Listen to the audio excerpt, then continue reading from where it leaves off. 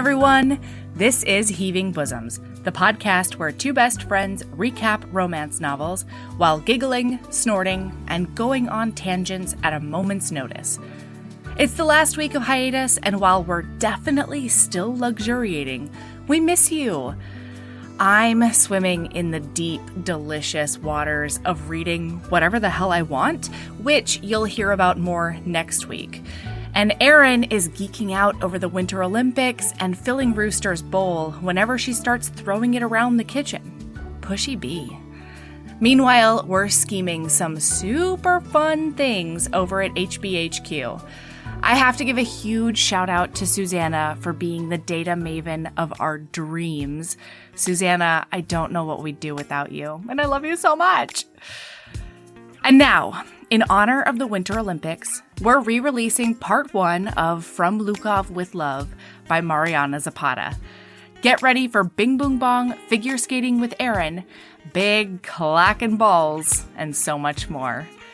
And when you get to the end and need the rest, part 2 is episode 122. Here we go.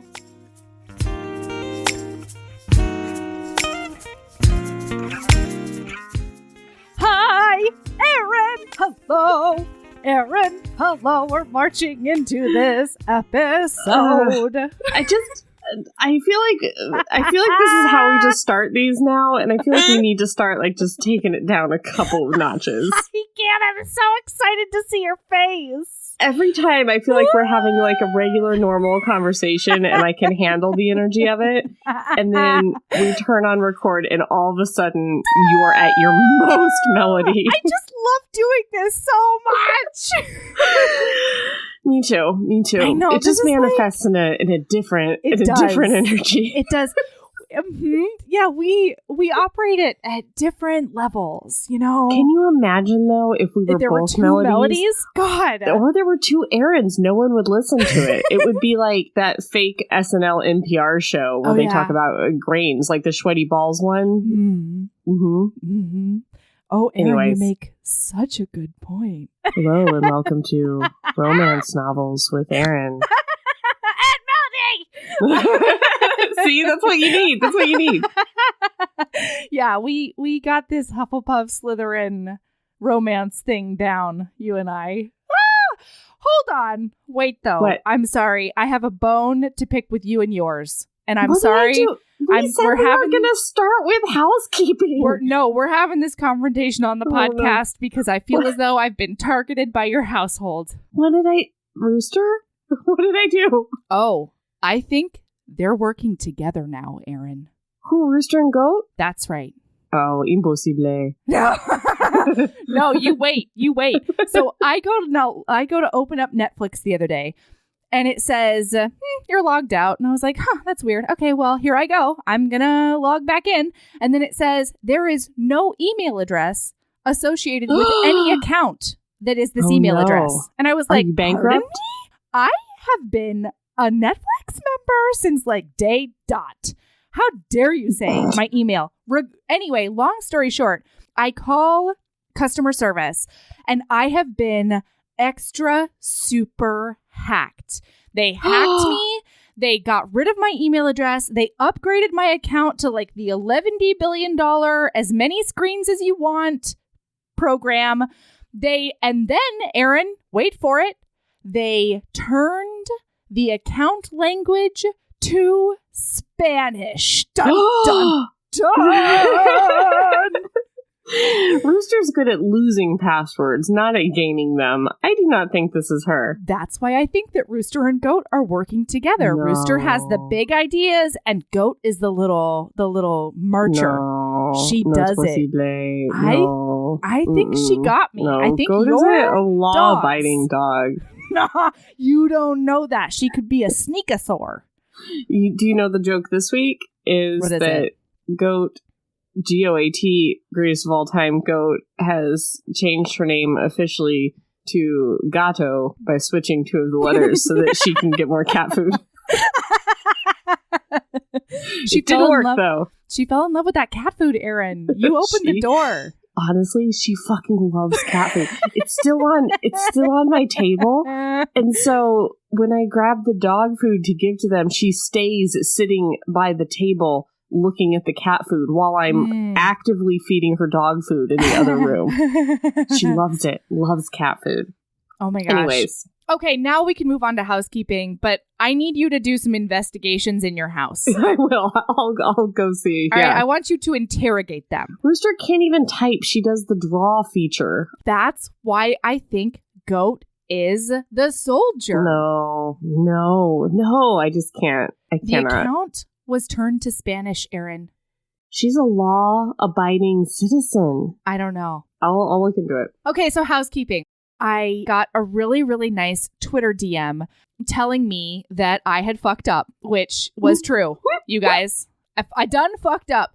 In the first episode of Red, White, and Royal Blue, I called Alex Hapa, which is not right. And if you recall back to the Eyes of Silver, Eyes of Gold episode, I did that the one time because I was so flustered about my learning the history of the word mongrel.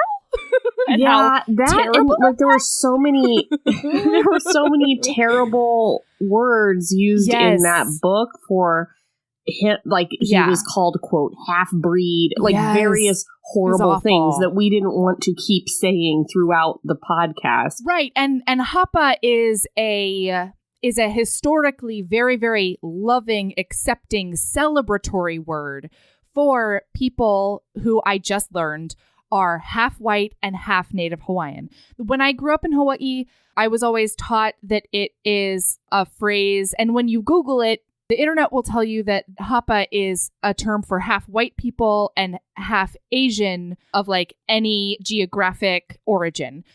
But Ellen DM'd me. She is Hapa in its truest sense of the word. She's what my aunties would call Hapa Haole because she's half white, half Native Hawaiian. And she was like, listen, I didn't correct you with Eyes of Silver, Eyes of Gold because I understood the impulse of like wanting to have a loving celebratory word. But I really need you to not do that for literally anybody who's mixed or biracial or multiracial. And I heard it when I was editing and I tried to change it and then I tried to dub it and like nothing worked. And so I just left it.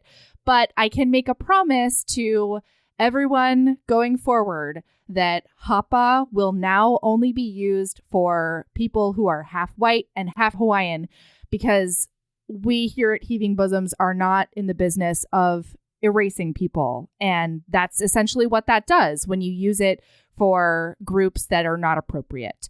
So my huge apologies. And going forward, I will use mixed or multiracial or biracial. And if you want to read an excellent piece about this, written by a woman who is, I think, half Korean, half white, on NPR's Code Switch, one of my favorite programs, there is an article written by Akemi Johnson on August 8th of 2016, and it's called Who Gets to Be Hapa? And it is a really awesome look at a person who loved the identity of Hapa when she first heard it, but then realized later on that, like, even though it's something that she identifies with and something that she felt fits her really well, she's not going to use it anymore because she is, in fact, not Native Hawaiian and white. So that's what's up.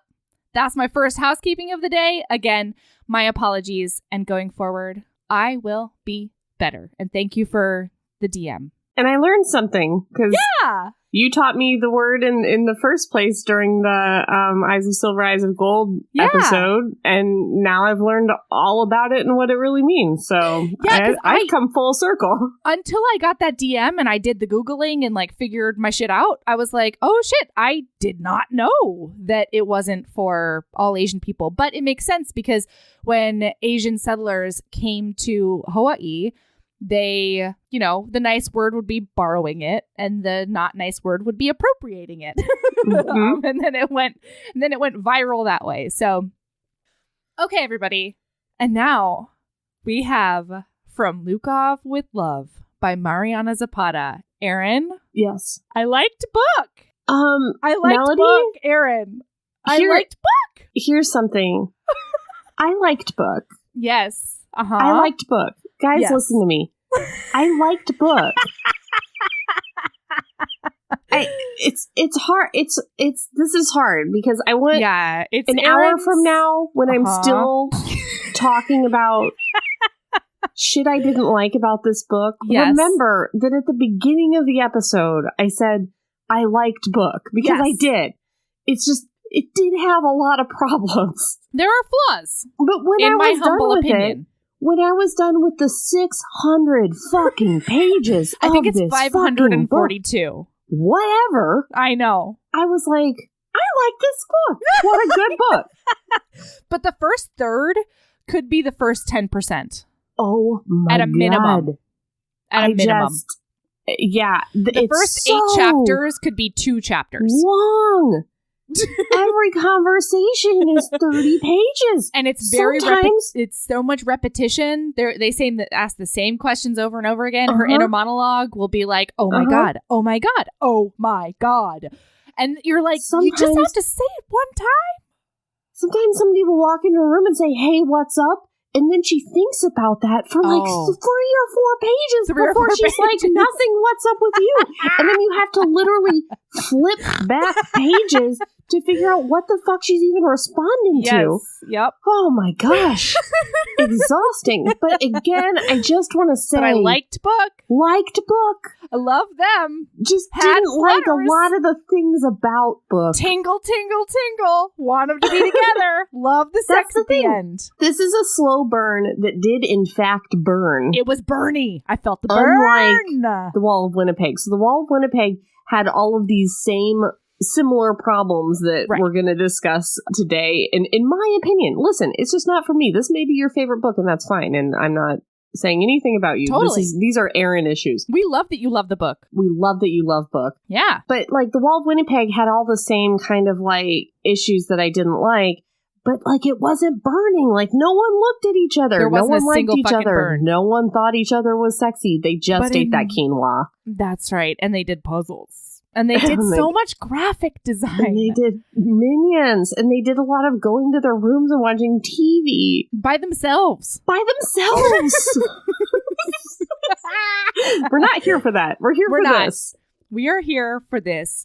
Figure skating, enemies to lovers, fucking good deliciousness. Okay, so we've got Jasmine and Ivan. Jasmine is a washed up has-been who started as a single skater, became a pair skater, and then got dumped by her partner.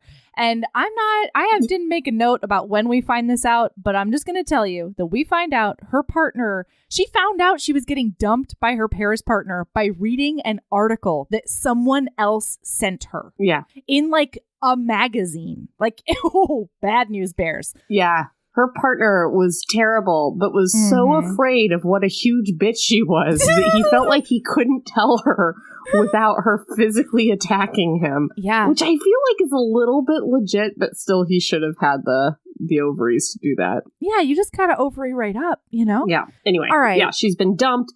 She's been partnerless for a year. She is no one likes retired. She has not been competing because she is think she's partnerless. Retired. Yeah.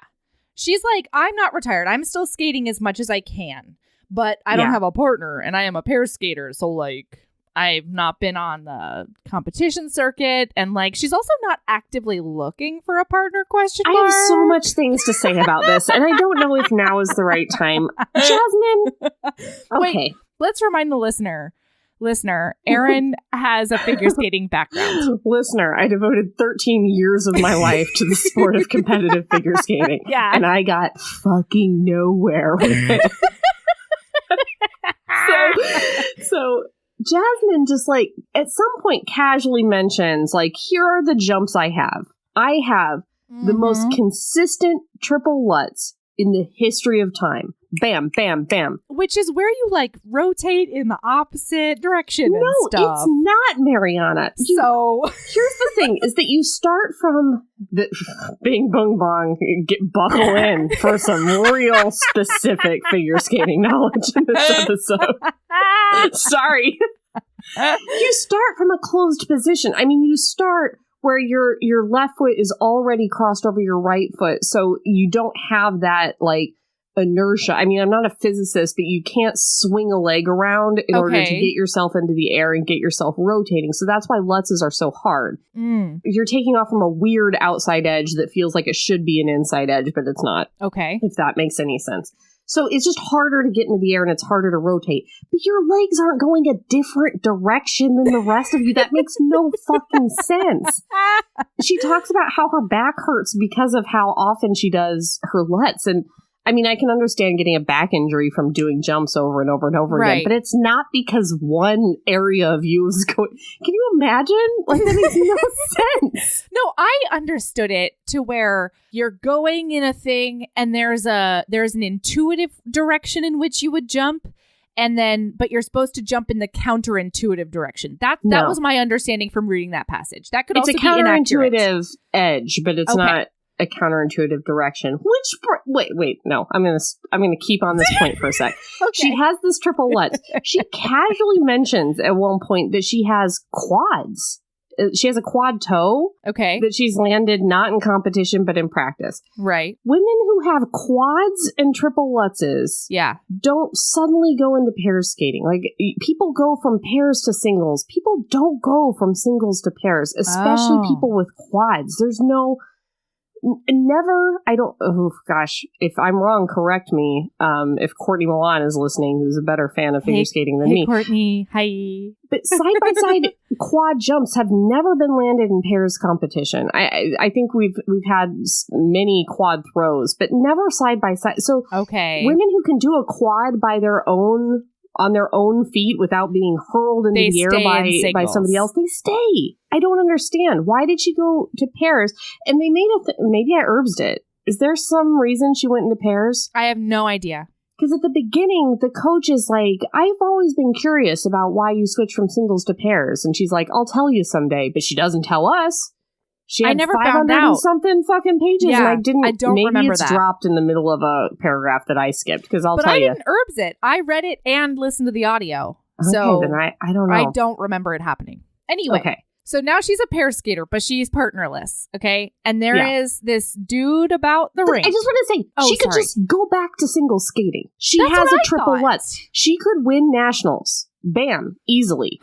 Right now with a triple Lutz. There's no reason she needs to either stop competing or look for a partner. She's a little old, but besides that, she has no reason. Interesting. I have no idea what her deal is. So she's just spinning her wheels for no reason. She wants to be a pair skater for no fucking reason. I have no... Well, okay, but I will say... Perfect that quad toe. Get out there. Win a world championship. I don't understand what her deal is. Anyway, okay. All right, so I will say that the first 8 chapters of this book they were personally hard for me to read just because she is in a palpably depressed place. She's like Miss Negative. Yeah. She has a very hard time with everything, and like I'm not great with a lot of angst these days. I need some happy go Skippy because I'm working on being happy go Skippy myself. But I don't know. I think there's a lot of different things that are never said out loud, but sort of shown. She's a little bit negative. She's a little bit jaded.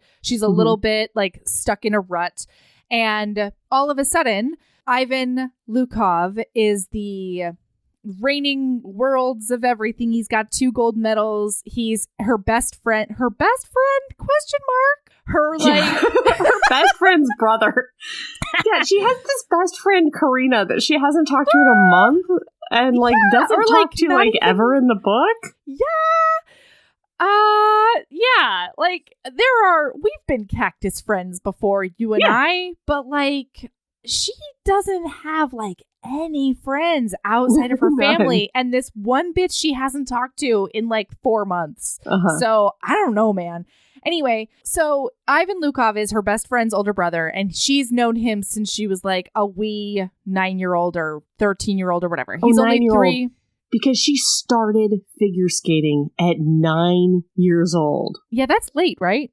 That's late. That's 6 years too late. That's what I thought. That's what I thought. All right. Okay, so then Ivan and she have always had a very antagonistic relationship. They're always giving each other shit. They like, in her brain, they hate each other. And He just split with his partner for reasons unknown. She hears around the rink that Ivan split with his partner, and she's like, oh, well, that's fine. That asshole can, like, find out whatever he wants to do. You know, like, everybody wants to skate with him. He's going to be fucking fine. So then she gets a note that's like, come to the GM's office. And the GM has been trying to get her to coach because everybody thinks she's retired, and she doesn't think she's retired. And... I know. Go to a competition. Anyway. So she thinks she's going to meet the GM, and she walks in, and Ivan Lukov himself and his coach are sitting in this office. And Ivan's all like slumped over and angry pants on his face. He's got his long legs and his cheekbones going. And his dark hair and his symmetrical face and nose. And his gray blue eyes that sparkle very all blue. The time. Very blue, you guys. And those pouty lips, Erin. Those pouty lips that pout. Pink lips. They're so pink. They're described as so pink all the time. Whatever. He wears Maybelline Super Stay Matte. I know it. Probably in love. Okay. She calls him Satan. She hates him. She calls him Lucifer and Satan constantly. One thing we know from the beginning, from paragraph 1, is Jasmine hate Ivan. And no one really knows why. Even her. And still feel like I don't really know why. But yeah, she hates him.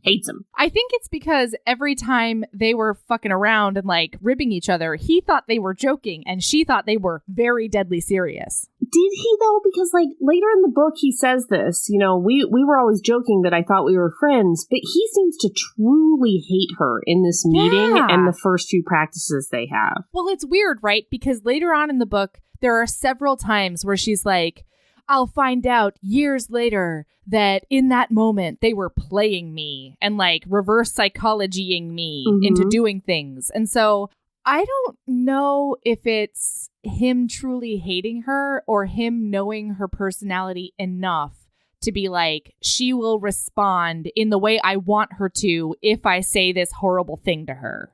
I don't know. It feels a little too perfect and omniscient. I agree. Because I feel like if you're only mean to a person all the time, like the only relationship you have is these jabs back and forth, at some point, if you truly believe that that person is your friend and you're just playing around, at some point, someday, you're like, you want to get lunch? Yeah, totally. Or great sit spin or something. I don't know. Like you say a nice thing at some point in time during the last 10 years or whatever. Yeah. Well, I also think we find out later that he got super pissed that when she went into Paris skating, she didn't ask to be his partner. But that was after years and years of this. I know. Anyway, okay. So she goes into this office.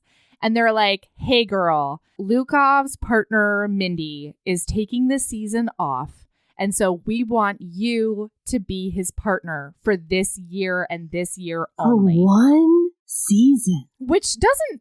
I'm not a figure skater. I don't know what that means, but it feels like, according to the book, most people take the season off and then like train for a full year, right, Erin? I would think so. And go back to your partner. I mean...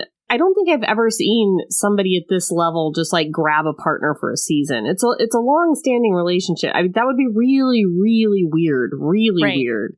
And he already has. It's not like this is his prime. This is his year. We need somebody to pair with him this year because this is the year. Like, this is an Olympic year. Like, this is the year of Ivan Lukov. It's not like that. He's got 2 gold medals and 4 world championships or something like that. Yeah. So there's no... And he's got 2 years until the next Olympics. Exactly. Like, I could see a situation where stakes were high for whatever artificial reason, but those are not here. Mm-hmm. But yeah, anyway, so Mindy's taking a year off. Well, and 1 year. To be fair, she is incredibly confused by this proposition and this situation. Yes. But she also, like, refuses to ask them what the fuck Mindy's up to. Or, like, why? Or why her? Or... any of those things, because she really doesn't want to know. She's in a very insecure, nobody likes me, everybody. Also, the media apparently hates her because she's such a bitch face. She's like such to a everyone. Bitch. Yeah. She's like, why does the media hate me? It's like, because you're horrible. You're a horrible person to everyone. You don't say nice things out loud ever. But she does say, why me? And in That's this true. meeting, it takes her 5 pages to say, why me? And then it takes them 5 pages to answer, there's no one else left. There's no one else who can skate at his level and do this. Because she's like, there's younger skaters, there's better skaters. Yeah. And they're like, no, we're at the bottom of the barrel. We're either going to hockey players or you. So Yeah, absolutely. Oh, hey, HBs. I don't know if you've heard, but we have a Patreon. For as little as $5 a month, you get over 150 bonus episodes, most of which include Erin, videos of regular episodes, author hangouts, and so much more. Do you want to hear Erin and I recap every single episode of Crash Landing on You? What about a little film called Psycho Stripper? Do you want more recaps of ridiculous Thanksgiving and other holiday books and movies? And how do you feel about Naima Simone and I recapping amazing reality TV? All of that and more is on the Patreon. There's so much content at your fingertips as soon as you sign up. Seriously, hours and hours. Anyway, it's patreon.com/Heaving Bosoms Podcast if you want to check it out. And of course, that link is in the show notes. Keep being a badass. So I'm going to herbs the next stuff because it's like she goes to dinner with her family and doesn't tell them for no reason about this proposition. And like we meet her family or whatever, but like whatever. You guys, her family is so big and there's so many names and I can't. There's so many of them. And so, I mean, I loved every one of them except for Tati, who we never actually, she says one thing, I think, in the whole book, but it's fine. So she goes back to them the next day and the one important thing that happens at the family dinner is that they are like, well, we know that you've always had a thing for Ivan Lukov. And she's like, what are you even talking about? That's never happened. We hate each other. And they're like, okay, honey, you can keep saying that to yourself, but that's not the reality. And then the mom says she had a thing for Ivan Lukov. The mom is a lot. I'm gonna be honest the mom with is you. so much. The mom is like this cougar, this like hot cougar, and she's like, I'd do him. And it's like, that's pretty gross, Mom. Yeah, Mom. Like, just keep it in your pants, Mom. Stick with your hot husband, okay? Yeah. And stop talking about, if you really think your daughter has a thing for this dude, like, don't stop talking about his dick, you know? Yeah, don't. All right. Don't do that. So, okay. So she goes back to him and she agrees to be his partner. And hilariously, she says on 2 conditions, and then she lists like 7 conditions. One is she's not going to get a makeover. 2 is she's not going to kiss babies. 3 is that they can't dump her before the year is up. Then she wants to be an equal partner and not be blamed for things that aren't her fault. And I think that's it, ? Yeah. Oh, and the other thing is, the coach really wants her to restart her social media accounts, and she's very uncomfortable with that, but she won't tell them or us why. Right. But like she says that she'll do anything, and she really wants to win, and she wants to win that year because it's her only shot. And they promise that at the end of the year, they will help her. They will not help her find a partner. They will find her a partner. Yes. Or she could just land quads on her own. It's so weird. What I think, now that you say that, what I think is really funny is that in the book, she's like, yeah, I can land quads on my own, but we have to go to this special gymnastic place to practice a quad throw. Yes, that's true. Okay. Yeah. Okay. It's a whole different thing. It's a whole different thing. Okay, cool. All right. Whole different awesome. thing. Yeah. Okay. So they start training and they're like doing lifts and stuff. Go ahead. I just want to say, Mariana Zapata gets a lot of things right in this book. I just wanted to say that out loud. But then other times she says that somebody does a camel back spin. Never heard of it. Not a spin. Not a thing. Anyway, okay. Moving on. All right. So they start training and they're like doing lifts and stuff. And she's like, it's just different than it was with Paul, her old partner, and she can't get the balance right. And she's like, oh, your hands are so much bigger. And he's like, it's not the only thing about me that's bigger. He doesn't actually say like, that, your you guys. hold is weird and stuff. And he's like, I'm not weird. I'm not the weird one. I'm the one with 2 gold medals. And she's like, okay, well, I'll get used to it. I'm getting used to it. God. And then at the end of God, shut up with your 2 gold medals. Oh. And they're so mean to each other. Like, she's so constantly calling him Satan. They're making fun of each other. He's making fun of her for losing all the time. She's making fun of him for being like a rich asshole who cheats to win, who's like family paid off the judges or whatever. Yeah. He calls her meatball, which is a comment on her weight, I think, at some point in time. Apparently it's what he started calling her before she hit puberty late and like turned into her woman body. Yeah. And yeah. But and I guess she was like pudgy until the age of 16. Yeah. Which also is confusing to me. As a figure skater, yeah. As a figure skater, at this level, it's like you didn't start till 9 and you were pudgy until 16 and now you're 25 and you've got a quad. That blows my mind. But yeah, he calls her meatball because she used to be chunky. Yeah, it's not great. It's not great. He makes fun of how like heavy she is when he lifts her. I just want everyone to know how mean they are. They're so mean to each other. I did think it was really interesting though, because he was like, "Yeah, you're so small and you're so in shape and you're so everything, but like you got heavy fucking bones." He said that? Yeah, he was like, "Your structural, your bones are fucking heavy." Like, you're a dense little package. Ivan Lukov for Queen Bird. That's right. If you read this for Queen Bird, just know it's not Jasmine. It's Ivan. It is Ivan. Ivan is the Queen Bird.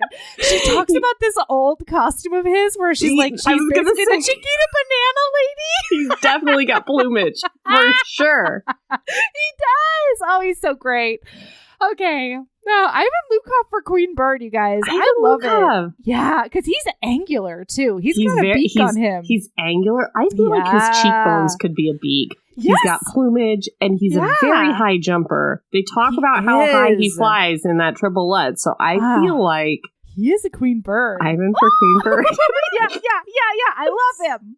I love him, and he's so fucking sexy, you guys. Later on, he gets so sexy. He gets sexy. It's not right now. Right now, he's mean, but God, he gets so sexy. Okay.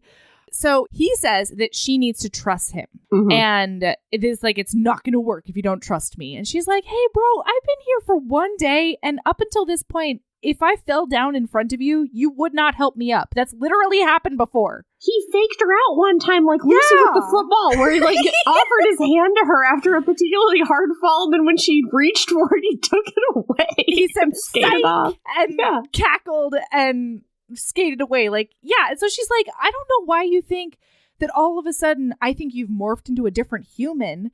That's not fair of you. And he's like, but that was before you were my partner. And so now I'm a partner, which is a different human, you guys. I've morphed.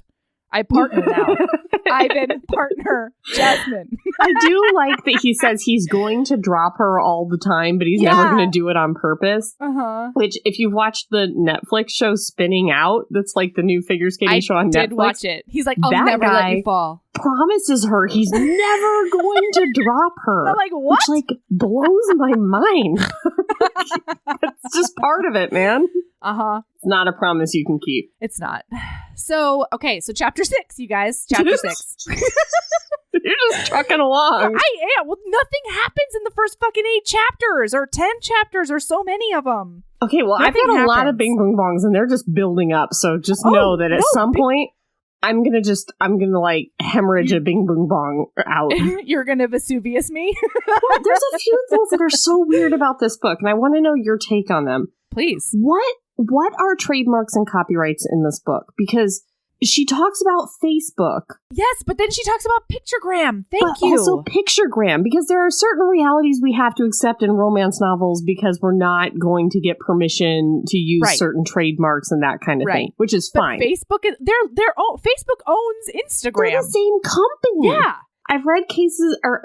I've read cases before. I've read romance novels before where it's like they can't say Olympics It's like the winter schmurschmers. Like I read a series that was like the Winter Games. Okay. Which is fine. Olympics has a trademark. That makes sense. But they're talking about Olympics all over the place in this book. Everywhere. But then they talk about, like, it's not the Grand Prix. It's like the World Prix or something like that. The Globe Prix. The Best Prix. And I'm like, what the fuck? And then, and the anatomy issue instead of the body issue? Yes. Yeah. But then the competitions that make up the Grand Prix in this book are half real and half fake. Huh. Like, the real Grand Prix is like as Skate America, Skate Canada, Cup of Russia, Cup of China, the French one, and NHK. Those are the ones. In this one, they talk about NHK several times, but then they talk about Skate North America, which is a combination. And I was like, are they trying to pare down the number of competitions? Because at the end of this, we're going to have a marathon of Grand Prix competitions that she needs to not make so many.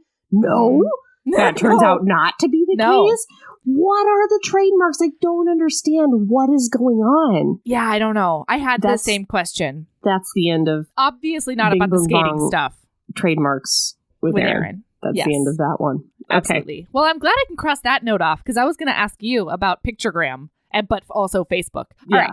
All the rest of my Bing Boong Bongs are figure skating related, so I'll I'm just excited. say them. You just verbally tackle me anytime, because I'm going to truck. I'm not doing 2 episodes for this book. I loved it, but it's not enough for 2 episodes. Okay, here we go. All right. Okay. Great. Okay. So chapter 6. The coach asked her to do interviews, and like she wants them to act like they don't hate each other when other humans are present. Weird chapter. This was such a weird chapter. It was so weird. So the Coach Lee, who is Ivan's coach, Nancy Lee, says, I want you to act like civil toward each other, because they mouth a lot of things at each other. Yeah, they're always mouthing, I hate you. They mouth at each other are like not things that you would be able to mouth at someone and get. Like, you would be like, what? And you're like mouthing like you're the spawn of Satan and you eat your own babies. And every time I read something like that, I'm like, how did they know what that person was mouthing? Because partner mind. I guess. Anyway. Partner mind. And she's like, you gotta stop doing that because people can see it. Like, people have eyes, and, we need to look like a cohesive unit. And her response to this is, so what, you want us to act like we're dating? Yeah. And she's like, no, I just want you to act like you don't hate each other. Just like turn off the shit where you guys are mean to each other all the time. Just act civil. And she's like, so what, you want us to act like we're you want married me to have his babies and touch each other and like giggle and snuggle with each other? And she's like, do you want me to like flash him in public? Yeah. You want me to pull out my tits in front of everyone so that I can show him? You want me to be tits out for Lukov all the time? Tits out for Lukov. And she just keeps being like, no. All I want is for you to sit next to each other and not punch each other in the arms and stuff. Yeah, like not Charlie horse each other. Yeah. Lukov comes in and she's like, Coach Lee wants us to act like we're married. And he's like, what? Why? I don't understand. Right. But then by the end of it, it was so weird, because by the end of that interaction, because Coach Lee sort of corrected her, but sort of didn't. Yeah. And then by the end, he's like, well, I can do it. It's just a matter of whether or not she can do it. And that's one of the times where she's like, years and eons later, I would learn that they were teaming up against me to get me to suck on his penis. That's not what it is, but like, fuck, man. Yeah, Jesus. Okay, so actually, I have it. It says, I can do it. It's up to her if she can. Years from then, man, they're gonna see the level of melody fanfic that happens when I try to paraphrase something I don't know. Yeah, I was gonna say I don't remember that sentence, but here we go. It says, years from then, I'd look back on that moment and see how well they played me, how well Ivan knew me after so long, because I walked right into that shit. My pride led me there. Of course, I can do it. Like, what? What does it mean?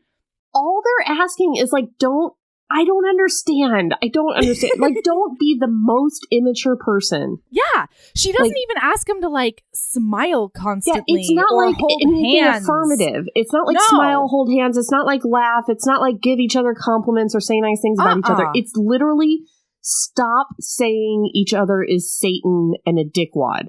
That's and all we meatball need. in public. Like, stop actively glaring at each other. Yes. All the time. That's it. That's it. That took 15 pages, you guys. At least. Her thinking about whether or not she would agree to this is 15 pages. And then she has to say, and I told them that I would do literally anything for this partnership, so I guess I can do this. No, she's the worst. She's the worst. Okay. So then the coach in the same thing asked them to do the anatomy issue. That's like Sports Illustrated's or ESPN's body issue. I think it's Sports Illustrated, right? I don't fucking know. In this thing, it's something else. I don't remember. All I know, Erin, is that I Googled it. Look at it.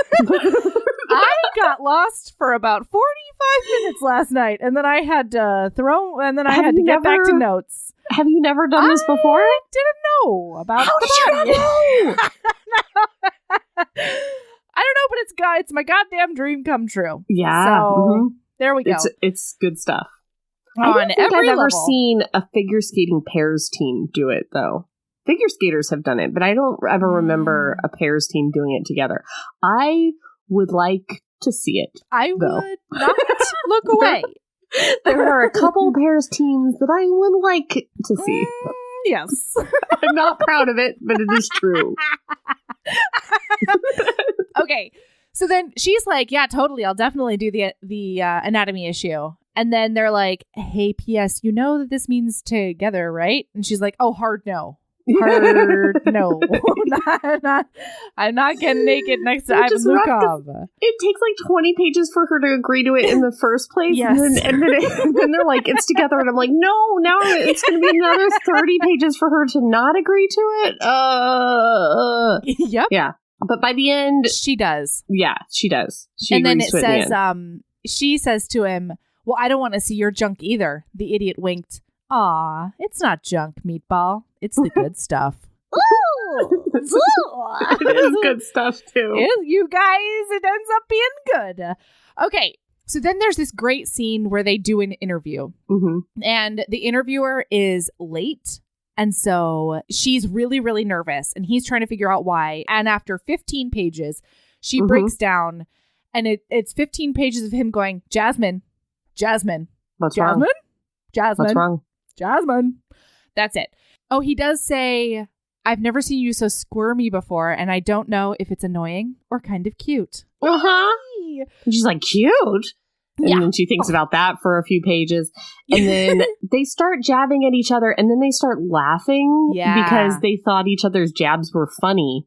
Uh-huh. And then that's when the interviewer walks in. And there's lots of touching because he sits down next to her and he's got her blocked in the booth so she can't get away. It's that immature thing of like, move over. No, you move over. No, move your way. Yeah.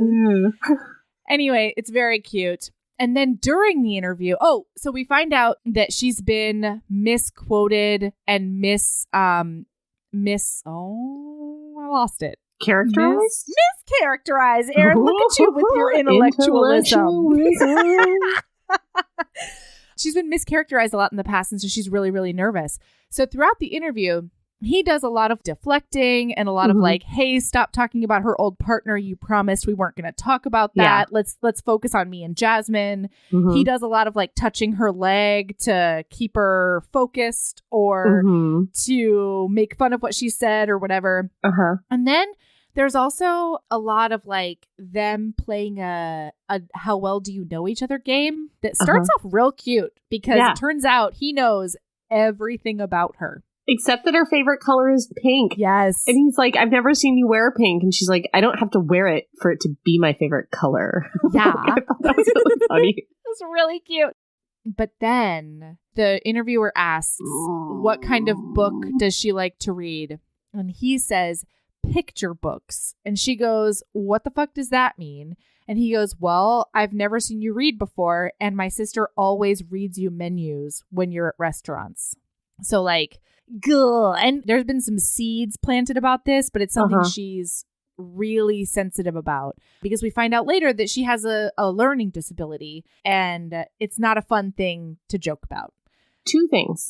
Yes. The first thing is, this question, how confused is this interviewer? Because this question immediately follows, Yeah. if you could meet anyone alive or dead, who would it be? And she says Jesus for him, and he's like, totally right. And it's not. It's not. And then he says Stephen King for her. And she's like, why? And he's like, because he wrote your favorite book, Misery. Ha ha ha ha ha. And then she's like, what kind of books does she read? And he's like, picture books, because she can't read. Yeah. He's like, wait, what? I know. Well, then Jasmine comes in and she's like, I really like audiobooks, okay? Jeez. I love the idea that is Jasmine's voice. Oh my god, you just changed the whole book for me and I love it so much more. Hey. God, Ivan. Satan. Jeez. How are you? Okay, so that's Coach Lee wants me to suck on your penis.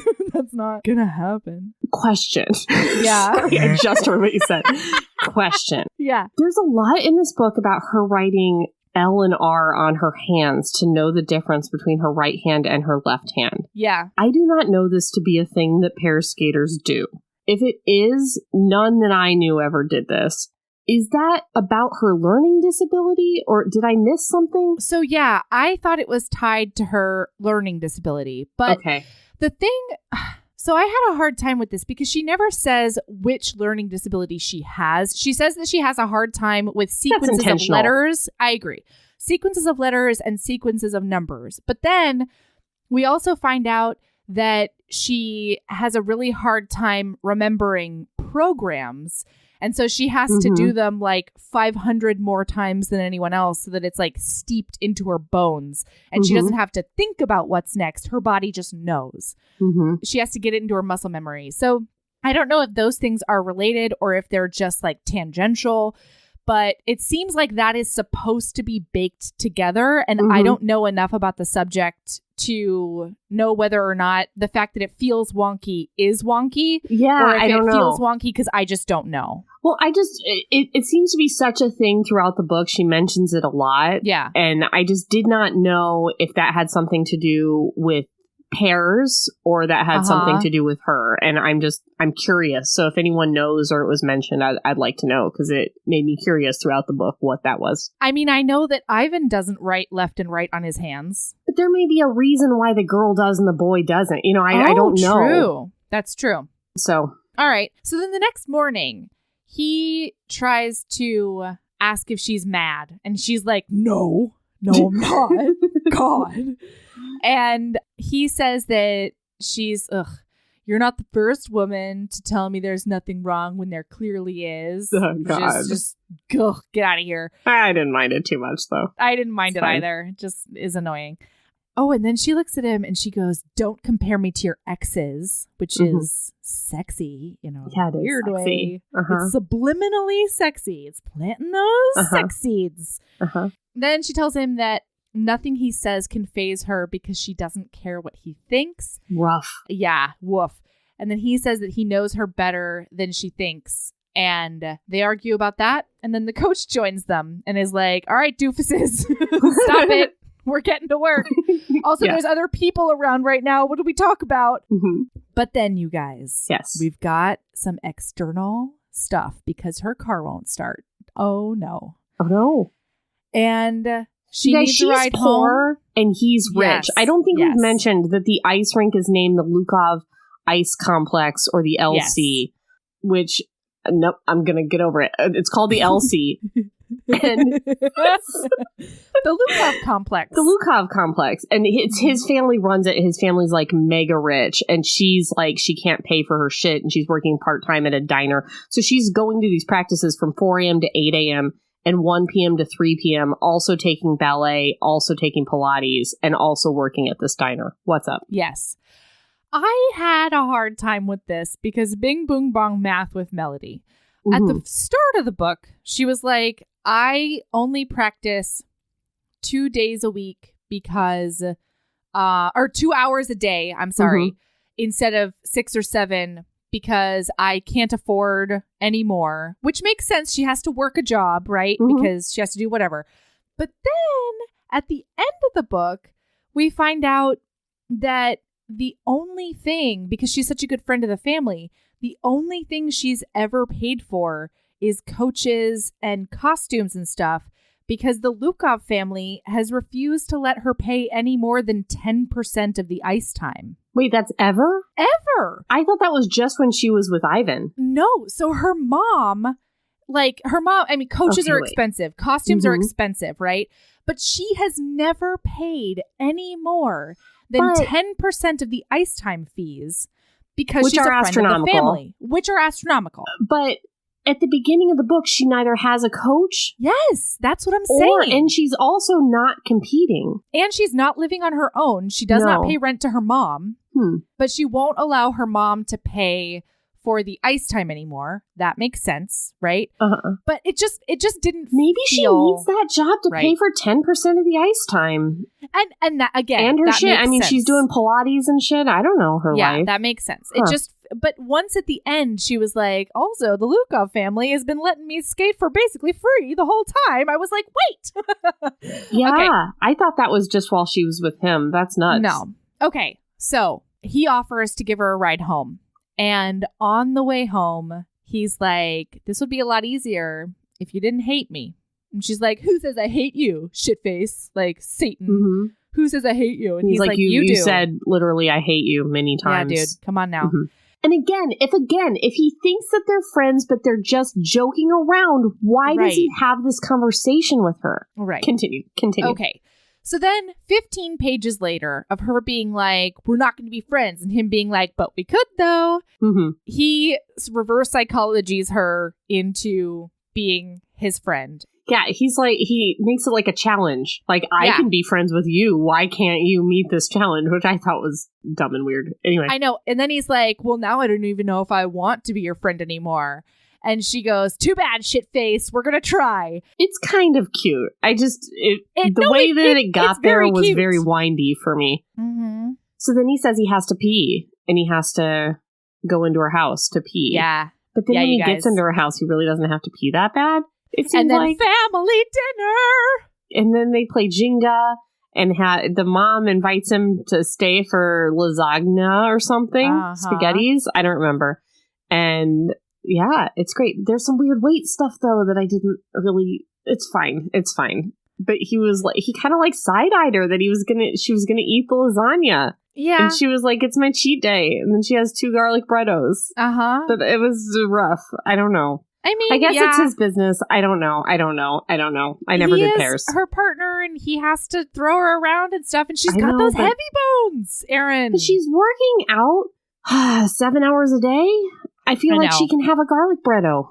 I feel like it's okay. Yeah, I didn't see it because they all like get in line at the kitchen to dish themselves out. And I don't know. I felt like that passage, I don't know if I'm being an Ivan apologist right now, but I felt like that was more a manifestation of her own worries than it was him actually disciplining her about it. Does that make sense? Yeah. I don't know. Yeah. All right. So, and then they call Karina, the only time we see Karina in the whole book, her best friend in the whole world. Friend, her quote unquote. Best friend, the only friend. I think this is intentional because this is the person who is her best friend. I think Karina has other friends. She's at med school. She's doing That's good. True. So it kind of emerges throughout the book that Ivan is her best friend. Yes. And not Karina. And so I think this is intentional on the author's part, is to make it seem like she believes this woman to be her best friend, who's really not her friend at all anymore. Right. But other than that, she doesn't have any friends. Yeah, and that's now true. Ivan's her best friend, and she didn't realize this was happening. Ooh, it's nice. Honestly, it's nice. I don't know when we started saying that, but I love it. I don't know, but I love it. It's nice. Okay. So then, you guys, it's the photo shoot. The photo shoot. We're in a can line. Which happens so on ice. On ice, bitches. Rink, doing actual moves. Actual spins. Nakedsies. Ooh. Man, one slip and you've got a traditional Highlander finger banging. That's all I'm saying. The skiers that I have seen do the body issue are not on ice. They're wearing skates, but they're not skating. I saw that yesterday when I did the Google, and there was this hockey player. And oh boy, he was on skates, but he was also not on ice. He just got kind of a gray backdrop. Like it's turf thing. Yeah. With the skates and a naked-sies and a hockey. I'm glad they skated though. It was a fun scene. They were really skating naked together. Can you imagine though falling on the ice while just naked as the day you were born? I can, because it's the exact same fucking thing as falling in a leotard. All right. You get these things that, like, they're like strawberries, I think is what they used to call them, where if you fall, like, on a bare arm, you get, like, little ice shards in your skin. Like raspberries? Is it raspberries? That's when you get, like, Isn't road raspberries rash? the thing where you're like, isn't that raspberries? Oh, maybe. I don't know. I don't remember what we call them, but you get little ice shards in your arm, and then there's nothing for a little bit, and then just all of a sudden it's bloody because the ice melts. What? It's a weird little phenomenon. Yeah. How fun. One time I was at a rodeo on the Big Island because my Auntie Susie and her husband did rodeo a lot.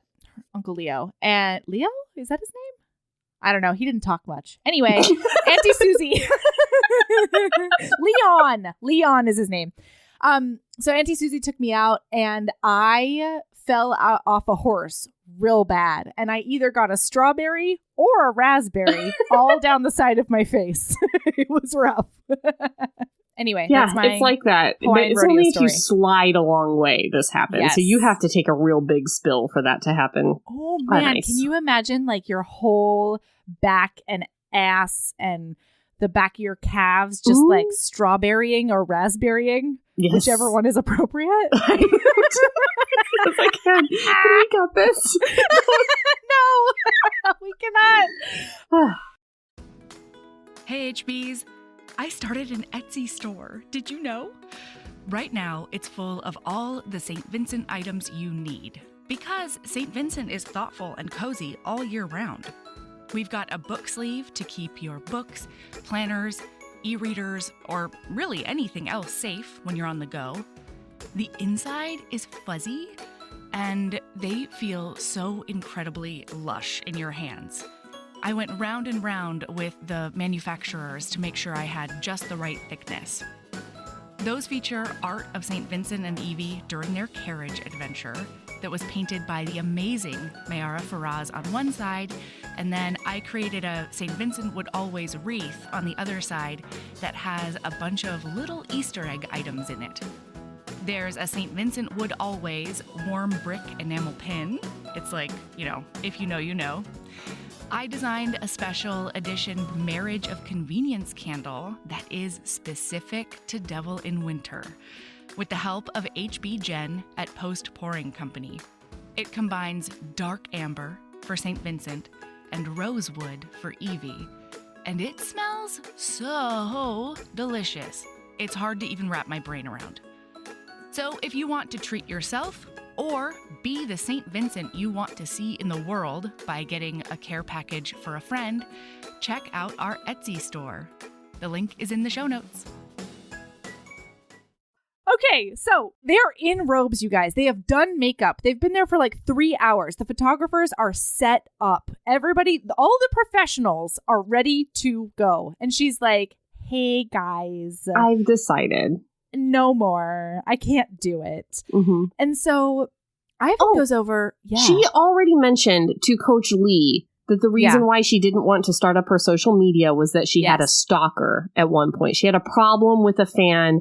And Coach Lee said, did you go to the police? And she's like, no, because it was never really threatening. It was just kind of gross. And then she decides she's going to start up her social media again. So she's kind of thinking about this with the body issue, too, because somebody makes an offhand remark. I think it's her brother, actually. Yeah. Of like, if she's in this, like, guys are going to jack off to her. Ew. And then she starts being like, oh, God, like, this is all starting again. I'm going to get all these, like, messages and letters again. This is all going to start up. And she's already getting videos to her pictogram account where people are sending videos of them jacking off to her photos. So like no funsies is what I have to say to that. A big part of why all of a sudden she's not really wanting to do this anymore. Yeah.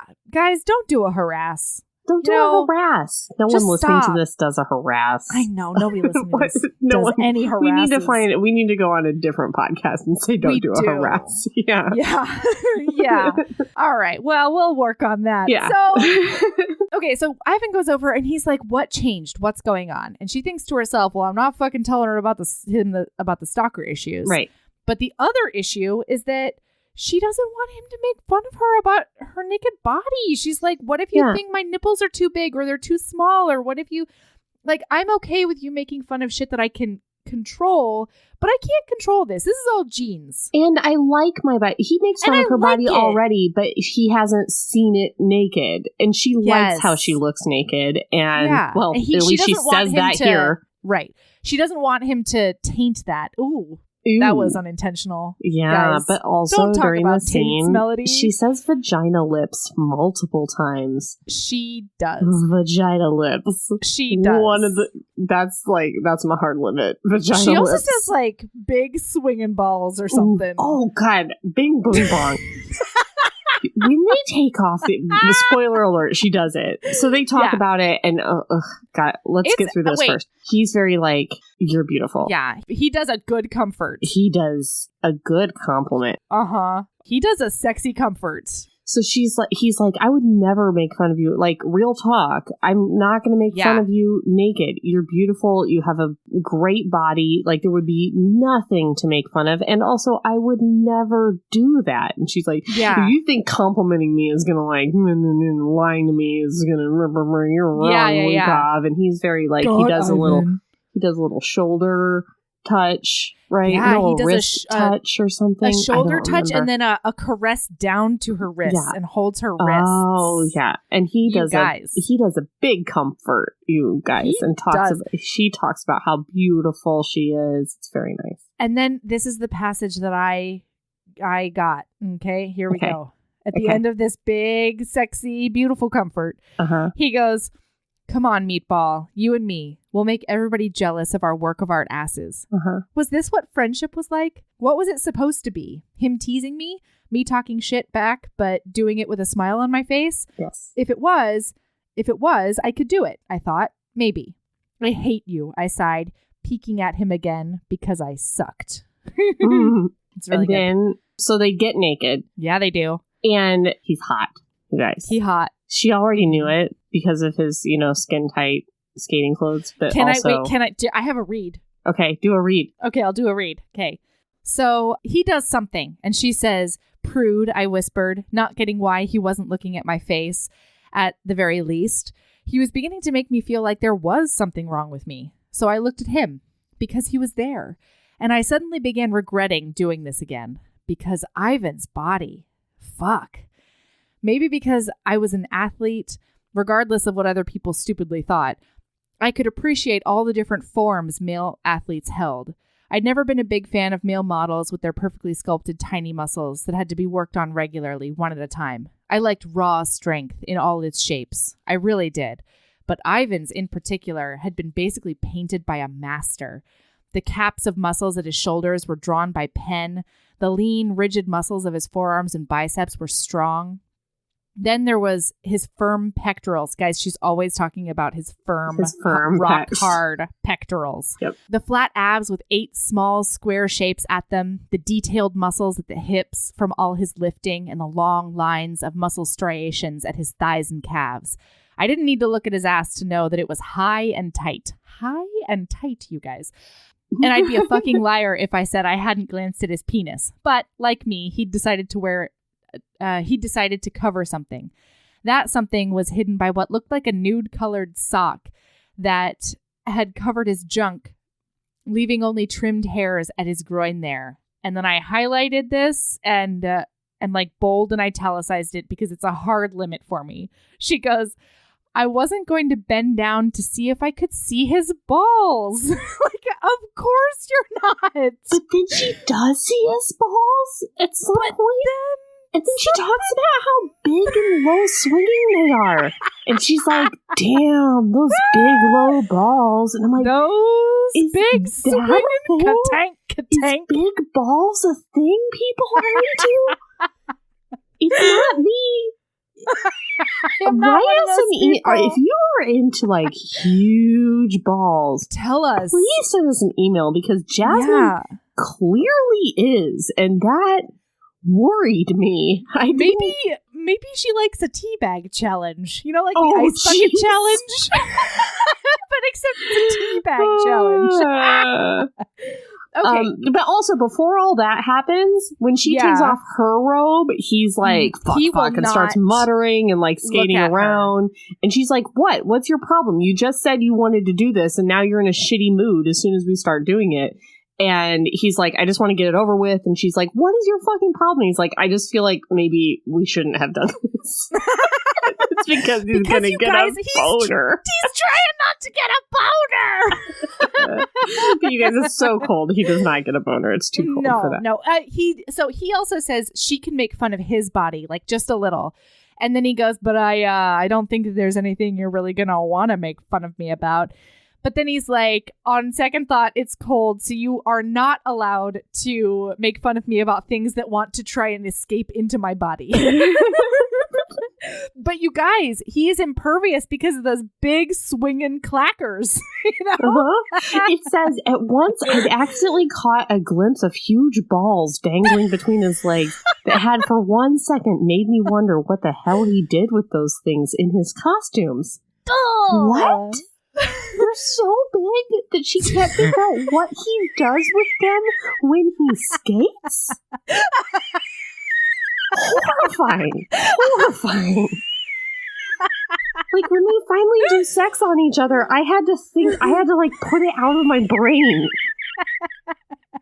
It seemed a little bit like borderline clinical, you know, like an elephantitis situation. Yes.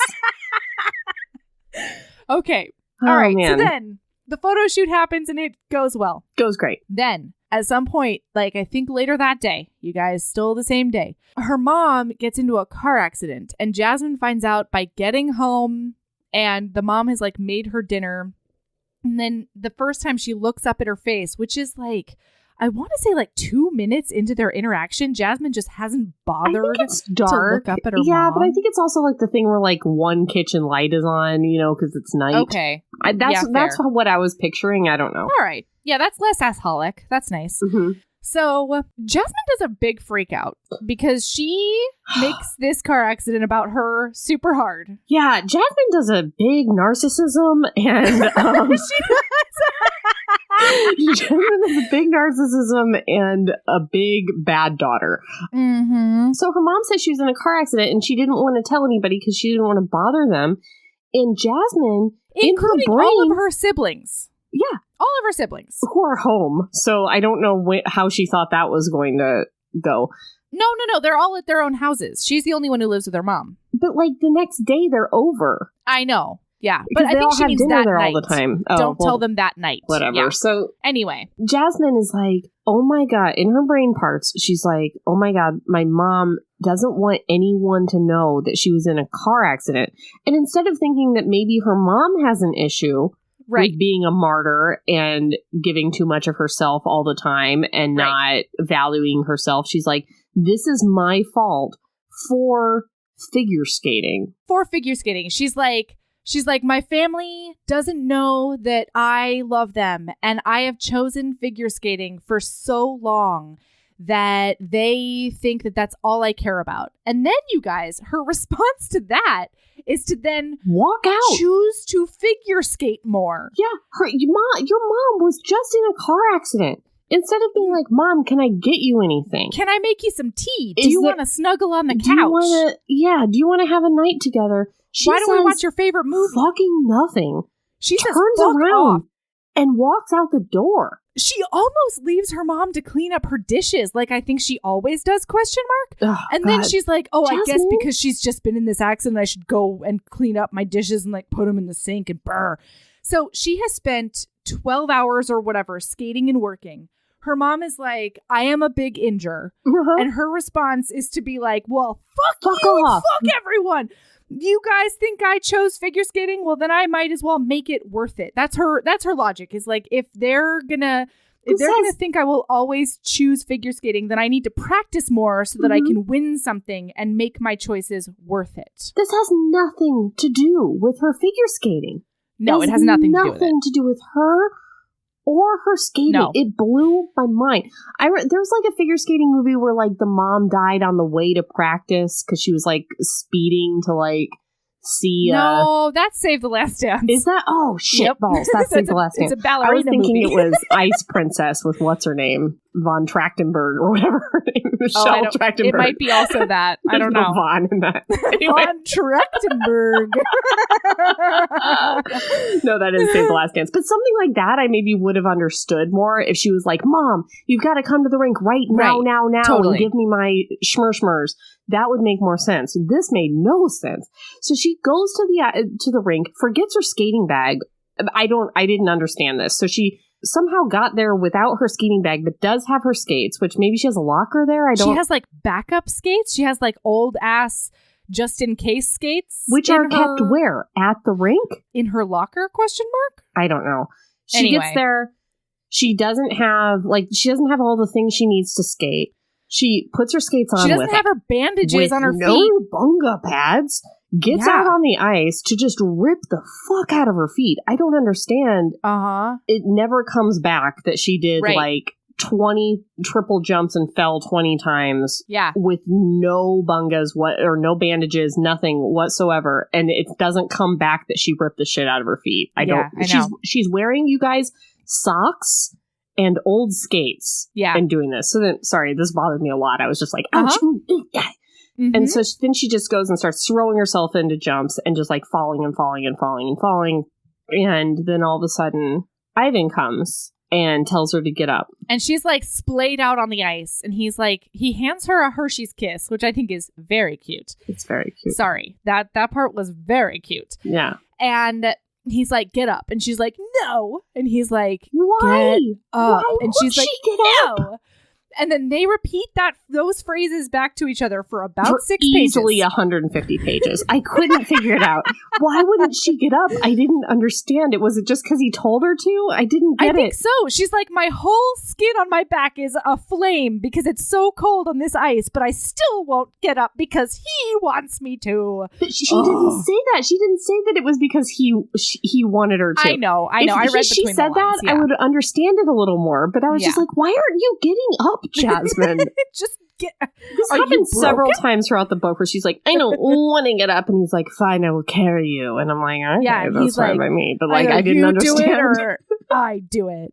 Anyway, so he does it, you guys. He caveman carries her. Oh boy, and carries her into his secret room, a secret lair. But before we get there, Bing Boong Bong Butt Cheeks with Erin. Butt Cheeks with Erin. I requested this. This is a requested Bing Boong Bong from Melody.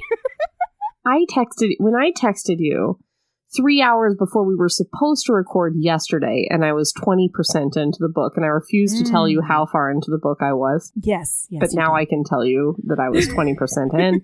And you said something like, do you like book? And I said, don't know, book long. Also, little things keep bothering me, like how she keeps falling on her left butt cheek over and over and over again. My left butt cheek hurt. My left thigh. My left this. My left that. You don't fall on your left butt cheek. You can, but you fall on the right one and then you roll on the left one. That's how it always goes because that's how jumps go. Because you're physics with Erin, Bing Boong, it's a secondary Bing Boong Bong within the butt cheeks. Yeah, I love it. We're under an umbrella of butt cheeks, and then we're going into physics now. Yes. Oh, I don't even know why no one wants to hear this, but so you're in the air. You're in the air. You're rotating. You're rotating counterclockwise if you're a right-handed skater, which I'm assuming both of these people are, because you can't have a left-handed skater paired with a right-handed skater. And if they were both left-handed, that would actually make a lot of sense for this book, but it doesn't matter. They're both left-handed. No, it would be very difficult for them to find. Butt cheeks that hurt. Oh, you just wait. Okay, sorry. But if they're both left-handed, it would be really hard for them to have partners to find partners. And if they were opposites, they couldn't be partners. So we're just going to assume they're right-handed. So they're rotating in the air counterclockwise. Left foot is over right foot, crossed over the right leg. Okay. Then you land on your right foot and you take your left leg and you swing it around to the back. What swing it. hip do you fall on if You that fall goes on your wrong? right one. Always right. Always right. Because nothing is on your left side. Like no weight, no rotation, no and nothing. Then you roll. Now, sometimes if you are still rotating when you fall on the right and then you kind of, the inertia throws you onto the left. That happens. Yeah. But if you're into figure skating and you're doing big jumps, it's your right side that's always fucked up all the time. So she reaches down while Ivan is carrying her and she pinches his butt cheek. His right butt cheek. His right butt cheek. And he doesn't care. No, it's his left butt cheek. It's his left one. Sorry. And no, because it's her left one that doesn't hurt. That would be his right one that did, and she pinched the one that didn't hurt. Oh, God damn it. So she pinches his left butt cheek, and he doesn't care. And then they get to, he has a room that is his room. Secret lair. At the L.C. Lukov complex. He has a secret it's lair like with a a little keypad boop, boop, boop, boop, boop, to entrance, get in. you And guys. then you get in there, and it's got like cup of noodles. It's got hot chocolates. It's got a bed. It's got everything. It's got a shower. Ever want. Oh, boy. And he then pinches her butt on the left side, and it hurts her real bad. What? No, because it's her left one that always hurts, and it shouldn't be. I know, but that's where it is. It's her left one that always hurts, and it shouldn't be. because then Mariana Zapata says that he pinched her on the one that does not have nerve damage. Oh, the one that can feel. I thought that can and she feel. pinched I him thought it was the on one that the was one. injured. Oh, okay. No, then she I'm pinched him on the one that has nerve damage and doesn't care. It makes no sense. So then Ivan is like, and then she's like, why did mine hurt and yours didn't?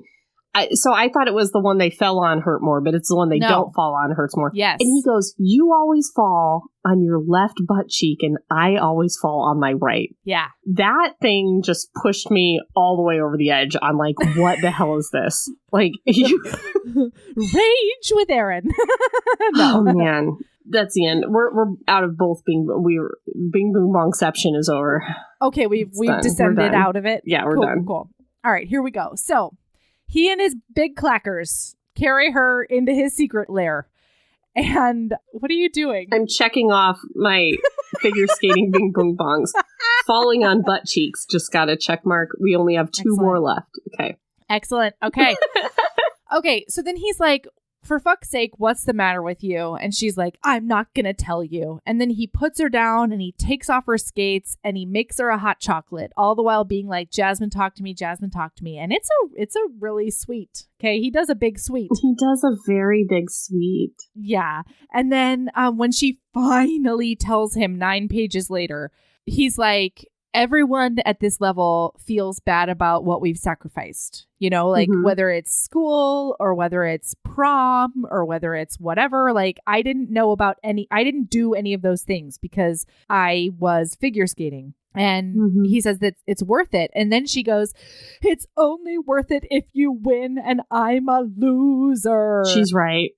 And then she's never gotten first place at a competition. This girl has a quad toe. She's never won a fucking thing. It blows my mind. Even I won a couple things. Jesus Christ. Anyway, so she's a loser. And so then he hugs her and she's like trying not to cry and she's not crying, but she's doing a big freak out. She's doing a bit of a hyperventilate. Yeah. And he's hugging her from behind and he talks her off the ledge with these big compliments. He takes her skates off for her. It's very cute. She gives her the hot cocoa. He assures her that they're gonna win, and he's like, your family loves you and they're so proud of you, and you know we're gonna win, so everything you've done is gonna be worth it, and it's just gonna be us together, meatball. And it's a really cute thing. It's very, very cute. It's really nice. Okay, so then they go to practice and he's like, hey, can I invite myself over to dinner? And she's like, yes, you can. She wants to just like shrug, but she's like, he deserves at least a nod after he comforted me like that. And so she begrudgingly nods, and that is how Jasmine is. And that is like the most nice she is to him the entire cute. time. The whole book, he's giving her so much. He's giving her a comfort. He's giving her a hug. He's giving her a niceness. You guys, he is a words of affirmation, and I am a sucker for it. And she's a nothing. She literally gives him nothing. The idea that at the end of this book, he's confident to be like, I'm into this, and I think you are too, blows my mind, because she gives him nothing the whole time. So then in the locker room, some girls are like, big feet and big dicks, and I wonder what Ivan has swinging with those clackers, Balls. And, he has some big ones. But she's like, stop talking about him. Would you want people talking about your body behind your back? Burr, burr, burr, burr, burr. Goodbye. And then out in the hallway, there's two girls picking on some other two girls. And the ones who are getting picked on are always really sweet and say hi to Jasmine when she's mean mugging everybody. And so she's like, don't you dare. I'm going to open a can of whoop ass on you, and a burr, burr, burr, burr. And Ivan then like sort of stops her. He has to interrupt her so she'll stop yelling at children. Yeah. I mean, I'm fine with it. I am too. Being dicks. But she was about to say motherfucker. She was about to call them motherfuckers. Right, which is a step too far. They are 12 after all, or 14. Yeah. And so then he's like, hey, Jasmine, I'm hungry. Are we going? And then she goes over to him thinking he's going to be like, why are you like this? And instead he's like, so what's a can of whoop ass though? Can you tell me about that? It's cute. It's cute. Okay. So then they have dinner at her house, and she keeps on, every time she goes to shower and then come down, she always eavesdrops on them. And this time they're telling him that she hated Snow White because Snow White was this lazy, good for nothing, blah blah blah, off of men. But didn't they say that it was really her mom that said that, and she was copying things that her mom said, only about Snow White? Like, her mom would say things like, you should never depend on a man, and she's like, Snow White depending on a man, those sort of things. It's very cute. Which is funny, because then who depends on a man at the end is all I'm saying. Okay. So and you guys, when she comes into the room finally, there are two seats open at the table. There's one next to a sister somewhere, and then there's one right next to Ivan. And so she chooses the one next to Ivan. And during the dinner, they do a lot of thigh grabbing and a lot of knee caressing. And a lot of, she does a choke and a cough, and he does a pat a back and a hand her water. Right, because her mom point blank asks him, so why only 1 year? What's the deal? This is so unusual and weird. And why can't you pair with her for more than a year? And then she chokes on some rice, and he pats her on the back and stuff. He does. It's nice. It's nice. And then during that dinner, one of her sisters, the one who matters more, says, Ruby. Yeah, Ruby says, are you going to babysit with me? And she's like, oh, yes, I definitely will. So then when babysitting comes around. Confession. I did not read chapter 13. You guys, when Erin was freaking out about this book, I was like, hey, listen, lady, chapter 13 is a 4-melody chapter. Erin should do a chapter 13 skip. And I'm really proud of you for doing that. So I think maybe her car breaks down again, or I don't remember. But anyway, he needs to give her a ride. And he's like, oh, but it's all the way across town. Well, then I guess if it's only for a short-ish amount of time, it's like 4 hours, then I guess I'll go with you and I'll stay with you and I'll just babysit with you. And then I'll take you home. So she's like, oh, I don't know about this, but I kind of like it. And then they go in, and the rest of the chapter involved my ovaries doing a big shiver. My ovaries were doing a fireworks explosion, because there is a picking up babies and talking about the future and stuff. And he's like, do you want kids? And she's like, someday, but like in a really long time. And she doesn't want to do figure skating and parenting, because she wants to do the parenting in the best way she possibly can. And he's like, well, don't you think you could do that with the right person? Basically, like, don't you think you could have it all, Jasmine, with the right person? And she's like, well, do you want kids? And he was like, I didn't until I met this baby. And now I do, but only with the right person. And like, I don't know. He does this like really cute nag where he's like, I got to choose the right person though, because I don't want to dilute my blood. And then he says something like, otherwise they might come out short and angsty and heavy boned and like all the things that she is. It's really That's cute. great. And then she has some weird feelings in her tummy. And now it's chapter 14. Goodbye. Goodbye, kids. Erin can now enjoy the conversation again. We're an hour and 31 minutes into this podcast and we're only halfway through the book, Mel. Oh, no. I think... Oh, no. Is this a two-parter and I didn't know it? I think it is. Gosh. Yeah. Can I just get my last two figure skating bing bing bongs out of the way and then we'll be done? Jasmine and Ivan both.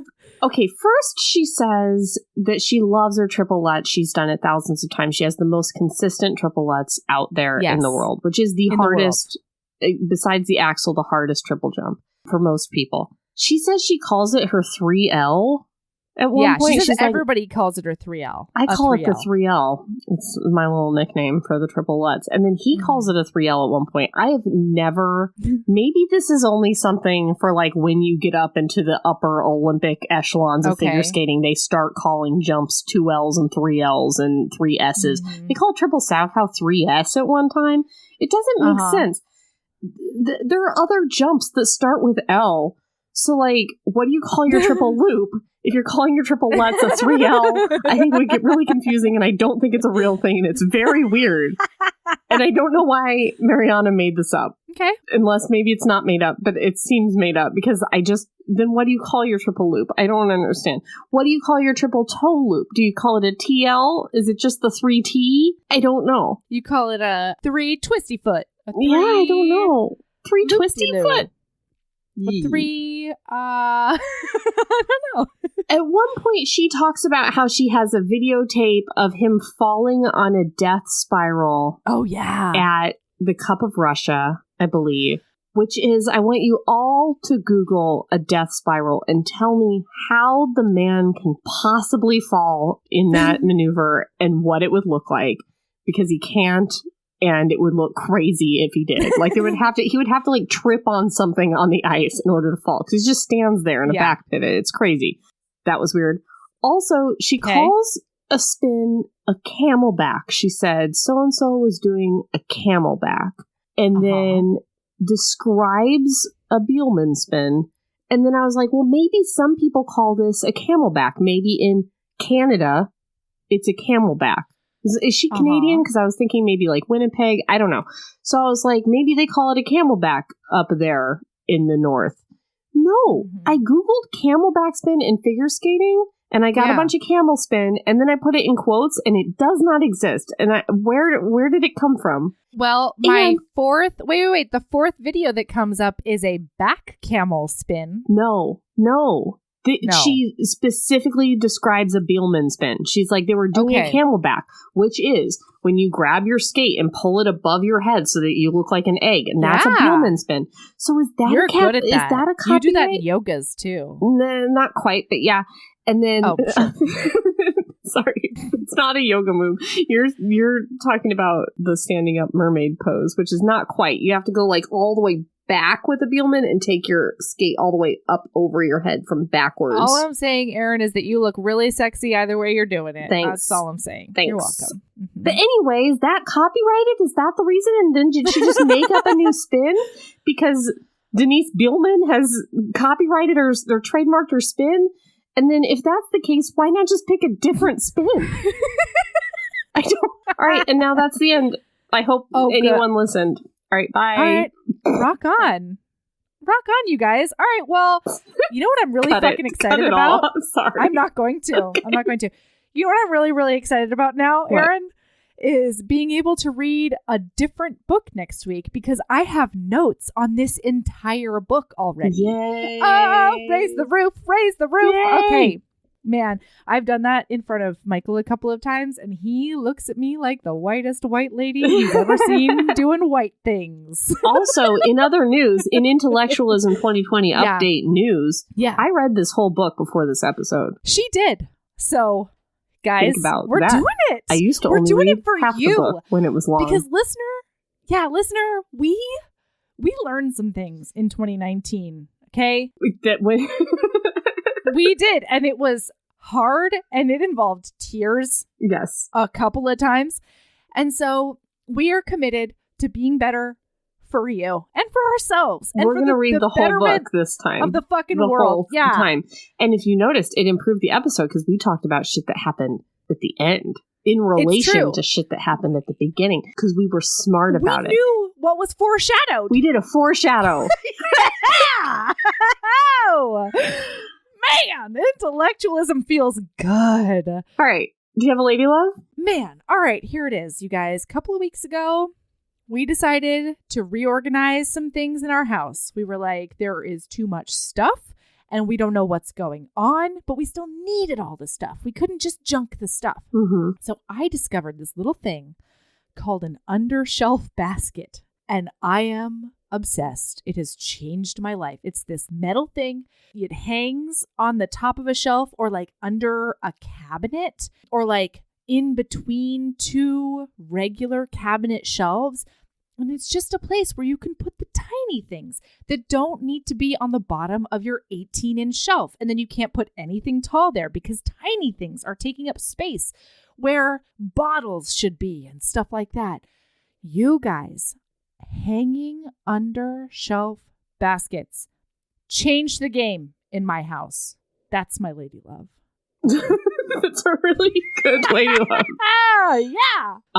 I drink so much more tea now because I moved my tea out of the cabinet where I couldn't see it and into an under basket on my counter, and now I can see it all the time, and I say to myself, oh, hello, self. I do want some tea. Look what I can see right there. It's just waving at me with its delicious herbalness. I love being you. Like, Melody, you should drink me. And then I do, and it's nice.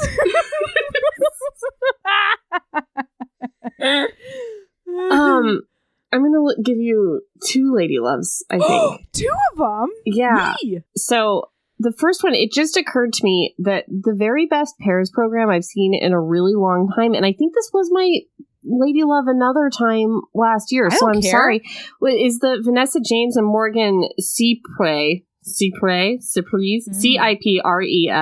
French. He's French. They're French. They're both French. Wicked Games routine from 2019. So if you Google their names and like maybe Grand Prix, you're going to see it. They're wearing like black and she's got like pants on. She's got a good pants. And it is the sexiest, best pairs routine I've seen in so long. And she's so tall for pairs. And her lines are just insane. It makes me emotional every time I watch that program. Have you seen it? I know I've sent it to you. I've put it on the cult multiple times. Okay, maybe I have. 3 to 4 times I've been like, have you guys seen this? Anyway, Vanessa James and Morgan Cypres. Okay, well, send me the link again and I'll include it in show notes. I'm bad at foreign words and I'm sorry about it, French HBs. Okay, and then also, my mom has been telling me for weeks, every time I'm on the phone with my mom, she's like, have you watched this show on Fox called Flirty Dancing? And every time I'm like, no, Mom, I haven't watched Flirty Dancing yet. Because she's always trying to talk me up about like Dancing with the Stars and stuff. And I'm always like, Mom, it's not a show I watch. And she's like, well, you gotta watch it. And it's like, I don't watch that show. I watch so many and so little time. Yeah, I just don't. And she, every time I've talked to her for weeks, she's been like, you have to, you must watch Flirty Dancing.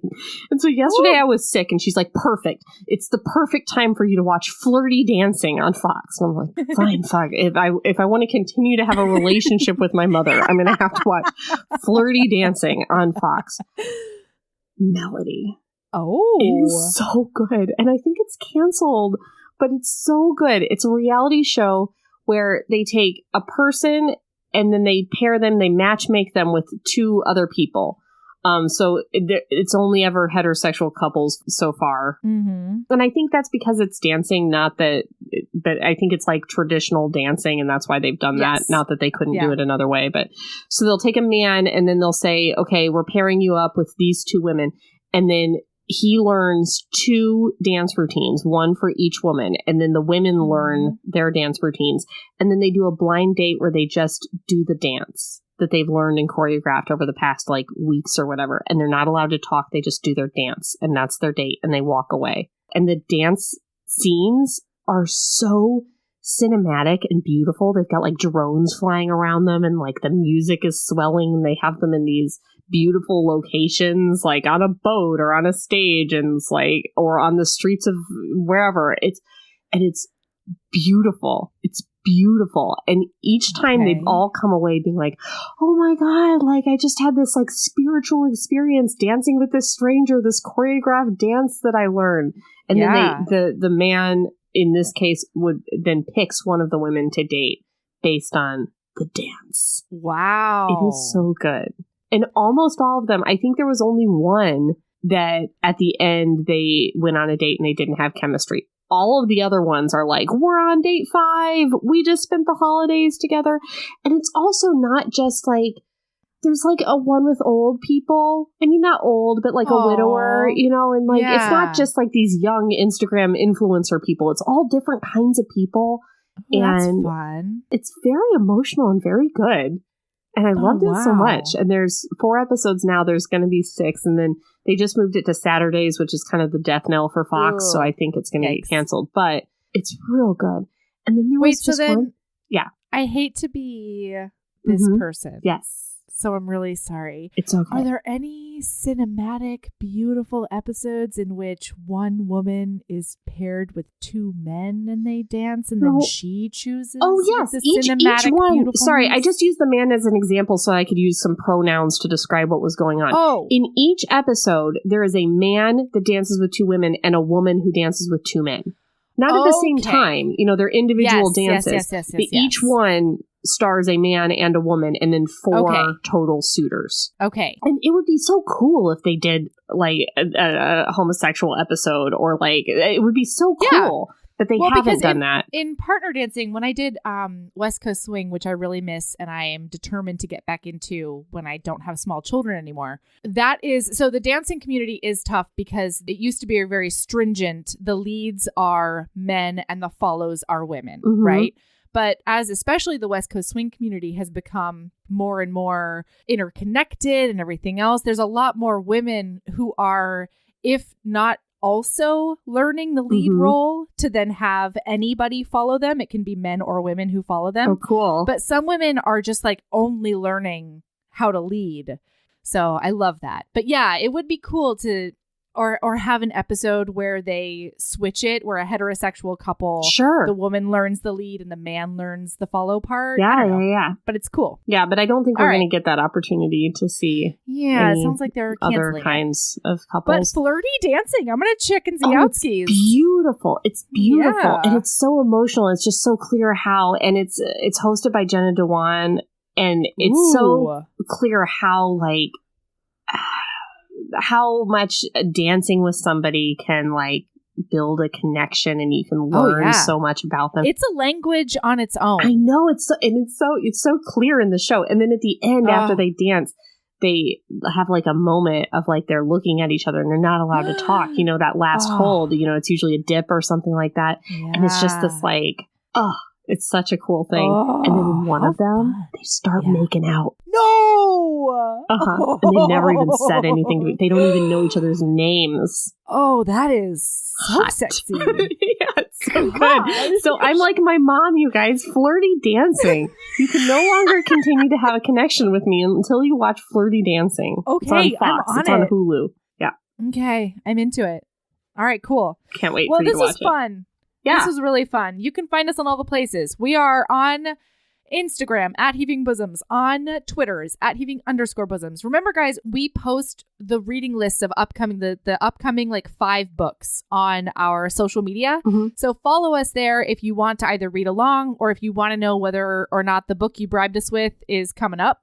Our pinned tweet is always the reading list. Yes. And it's also in like the admin section of the cult. Yeah. In the announcement section or whatever.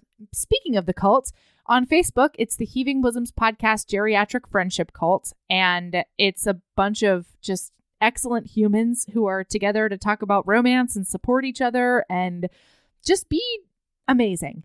And then there is our website where you can find links to our Patreon and our merch. That is heavingbosospodcast.com. And the Reading Embrace is on the website. And the Reading Embrace, you guys. The Reading Embrace is really exciting. If you want to do the Reading Embrace, there's printables and downloads there, so you don't have to like make your own spreadsheet.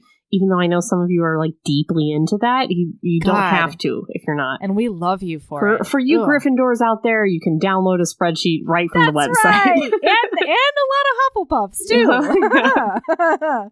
All right. So keep being a badass. And love yourself as much as you love those big swinging clackers. What does he do with them in his costume? I'm going to bend right over and take a big peek-see at his big swinging balls and taint. Just so you know, they come back. They come back. This is not a reference that just gets dropped one time. Because later we have sex with them. Yeah, we do.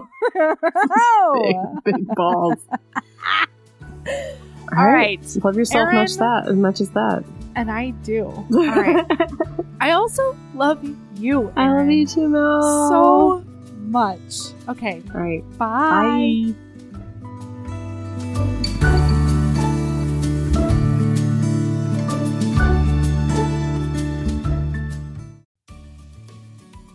Hey, you.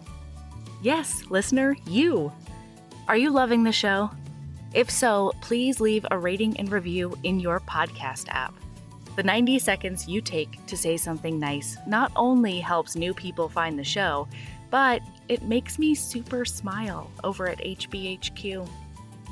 Also, I've had a few people ask, and the answer is yes. We are still doing the 5-star bribe. If you leave us a review with 5 stars, then we'll do whatever book you want. We're real deep into the list, though, so it might be a while. Lilas!